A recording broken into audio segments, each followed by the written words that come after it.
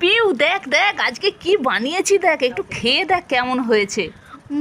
খুব টেস্টি হয়েছে। কি করে বানালে? চল দেখি, বন্ধুদের একটু জানিয়ে দিই কীভাবে আমি এটা বানিয়েছি। প্রথমে আমি সুজিটাকে ঘি দিয়ে ভেজে নিয়েছি, তারপরে আমি পরিমাণ মতো একটু চিনি দিয়েছি, আর এটা স্বাদ অনুযায়ী দেওয়া হয়। এখানে নারকেলটাকে কুচি কুচি করে দিয়েছি, এটা কিন্তু কুচি করেই দিতে হয়, তাহলে খেতে কিন্তু ভীষণ ভালো লাগবে, চিবিয়ে চিবিয়ে খেতে।